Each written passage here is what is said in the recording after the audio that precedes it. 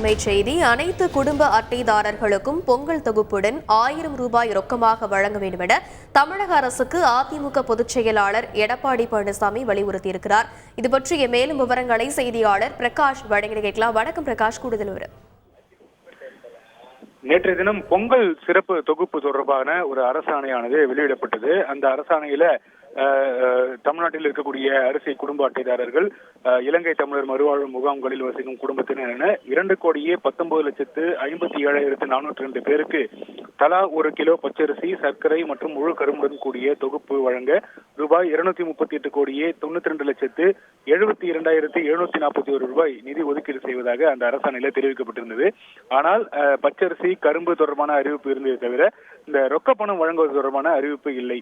கடந்த சில நாட்களாகவே அரசியல் கட்சி தலைவர்கள், எதிர்கட்சி தலைவர்கள் பொங்கல் சிறப்பு தொகுப்புடன் 1000 ரூபாய் ரொக்க பணம் வழங்க வேண்டும் என்று வலியுறுத்தி வந்த நிலையில நேற்று தினம் தமிழ்நாடு அரசு வெளியிட்ட இந்த அரசாணையில ரொக்க பணம் தொடர்பான அறிவிப்பு இல்லாதது ஏமாற்றம் அளித்தது. இந்த நிலையிலேயே அதிமுக பொதுச் செயலாளர் எடப்பாடி பழனிசாமி இது தொடர்பாக அறிக்கை விடுத்திருக்கிறார்.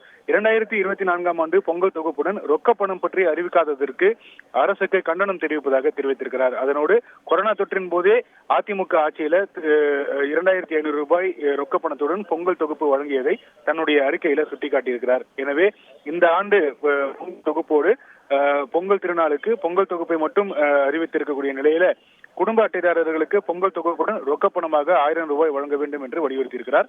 மேலும் மிக்ஜாம் புயல் மற்றும் கனமழையால் வாழ்வாதாரங்களை இழந்து பாதிக்கப்பட்டிருக்கக்கூடிய சென்னை மாநகராட்சி, சென்னை புறநகர் பகுதி மற்றும் திருவள்ளூர், செங்கல்பட்டு, காஞ்சிபுரம் ஆகிய மாவட்டங்களில் வசிக்கும் அனைத்து குடும்ப அட்டைதாரர்களுக்கும் பொங்கல் தொகுப்புடன் ரொக்க பணமாக 5000 ரூபாய் வழங்க வேண்டும் என்று வலியுறுத்தியிருக்கிறார். மேலும் எண்ணூர் முகத்துவாரத்தில் பரவிய கச்சா எண்ணெய் படலத்தால் வாழ்வாதாரம் பாதிக்கப்பட்டிருக்கக்கூடிய மீனவர் குடும்பத்துக்கு ஒவ்வொன்றுக்கும் பொங்கல் தொகுப்புடன் ரொக்க பணமாக 5000 ரூபாய் வழங்க வேண்டும் என்று வலியுறுத்தியிருக்கிறார். மேலும் இந்த பொங்கல் தொகுப்புக்கு கொள்முதல் செய்யக்கூடிய அந்த கரும்புகளை நேரடியாக விவசாயிகளிடமிருந்து கொள்முதல் செய்ய வேண்டும் என்றும் தமிழ்நாடு அரசை வலியுறுத்தியிருக்கிறார். விவரங்களுக்கு நன்றி பிரகாஷ்.